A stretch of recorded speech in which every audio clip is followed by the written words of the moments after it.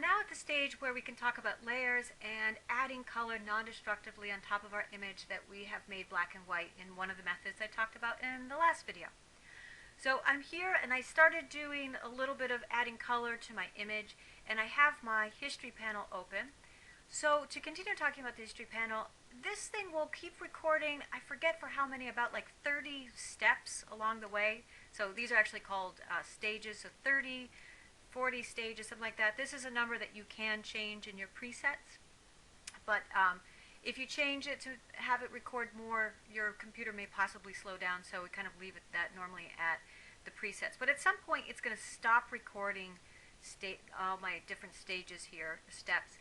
So another thing I can do is I can take a snapshot. And if I click on the icon here of the camera, what I get is a snapshot of the current state that I'm in. So this is after I've opened it up, I created a new document, I pasted it, I made it black and white, I modified it, I added a new layer, I've been doing some brushing, painting with the brush tool, I changed the opacity, and so on and so forth. So I did all of these things. And because what I want right now is I want to start it over so I can do this with you guys, but I don't want you to have to sit here and wait for me to do some kind of sloppy painting, so I want to be able to pull that state right up.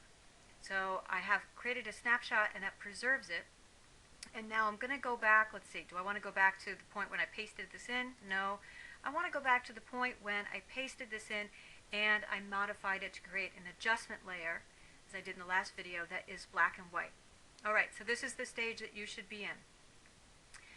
So now, the first thing I want to do is I want to create a new layer, and I could do this by going up under Layer, New, Layer. But down here in the Layers panel, let's see, I'm going to adjust this a little bit. I'll bring it up so maybe that makes it easier for you to see. It stays down here. Anyway, there's an icon for to create a new layer, and I'm going to click on that, and that's created a new layer. And by default, it's just called Layer 2. So now what I want to do is I want to paint. So your goal for this first project is to take something black and white, paint on it, but with a low opacity so it kind of looks like it's been painted on with watercolors, for example. We're going to do this by working with opacity. We can work with opacity directly with the brush, and we can work with opacity in the Layers panel. We'll talk about the difference between the two. So how do we get our colors? Well, first of all, I have to make sure I am selected on the paintbrush. So notice there are a couple of things that look like paintbrushes, like the history brush tool. That's not going to work for us. We want the regular paintbrush. Up here in my options panel, I want to make sure my mode is normal, my opacity is 100%, flow is 100%. All those things should be set to their defaults. So we can go back and change them when we want to, but we want to have them set at their 100% level to start with. So the next thing is open the color picker. All the way down at the bottom of the tool panel, I have a foreground color and a background color. Also, just to point out, right here I have my default black and white, so if I just quickly wanted to get back to black and white, it's very fast to do it this way. And if I wanted to switch, so this is going to give me black as a foreground color. If I wanted white, I just click on this little round arrow and that gives me white. But I want a different color. So I'm going to click on my foreground color and it gives me the color picker, which works in two ways. I take this slider here, and let's say I want something kind of in the reds. So I slide into this area here, and then I choose a color, clicking into here. So it's showing me what my current color is. My current color is white, and then it gives me a comparison to what my new color is that I'm selecting as I move along here. And then I click OK, and that is the new color that will come out actually with any of the tools that I use right now. And I'm on the paintbrush tool.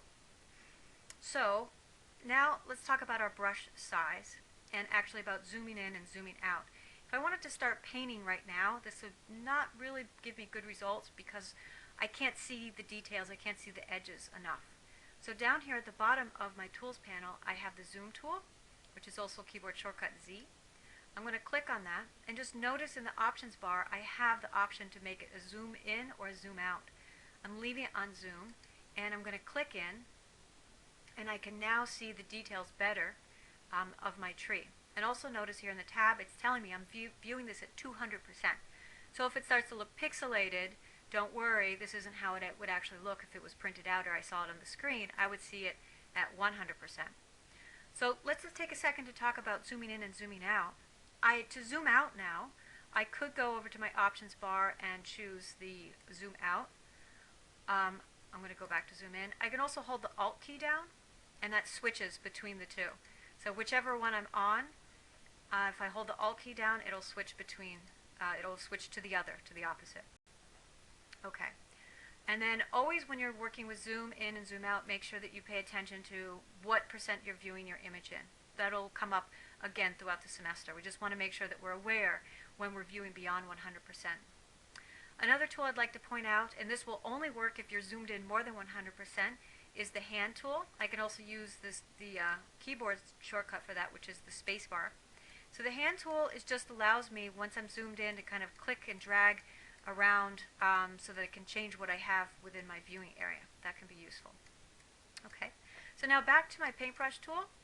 And this is the part when I don't want you guys to have to sit and watch me do some excruciatingly bad kind of painting, as I'm going to go over here, because in truth we would be doing this with selections, but we'll get to selections next week. So at this point I'm going to switch over to my snapshot where I have something already a little bit painted in. And let's talk about the different options. So this is the way my image looked as I actually painted it in. So I just painted along here. And you can see this one here does not have that look of a watercolor. So I lower the opacity by going over to my layers panel, and there's a field here called opacity. I can click here and I get a slider, and I can lower that down. So that is one way that you can get this effect. I'm going to create another layer, and I'm going to take a different color, maybe something more in the greens would be appropriate, something along here. And this time, when I take my paintbrush, I'm going to lower the opacity of my paintbrush. I'll put this down at 50%, and I'll start to paint in. So this could give me a similar look, and please forgive my kind of sloppiness as I'm going to painting here. I'm just trying to do it very quickly. So this could give me a similar look, but kind of the problem with painting at a lower opacity is you can get different tones.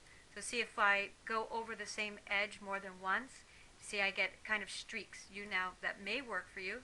It may be a good thing, or it may end up just looking kind of streaky.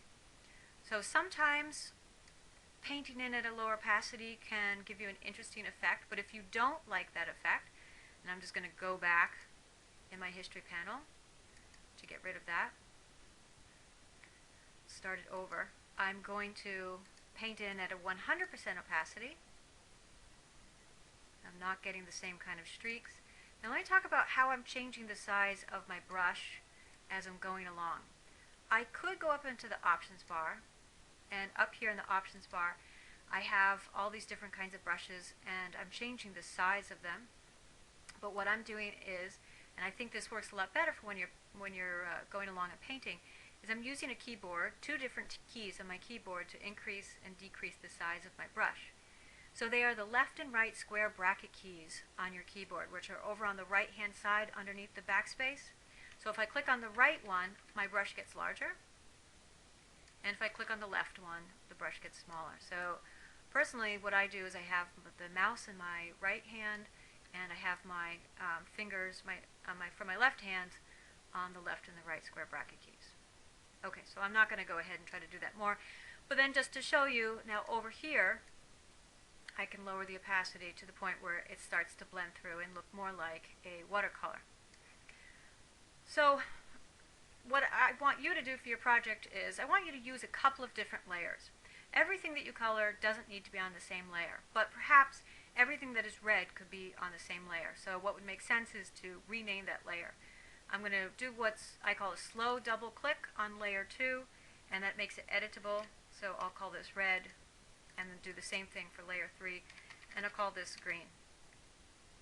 Okay, so, and I'm just going to zoom out. So this is how I'd want you to continue, but obviously I want the whole thing to be colored, but you don't need to have 50 different layers, maybe like 4 layers, something like that.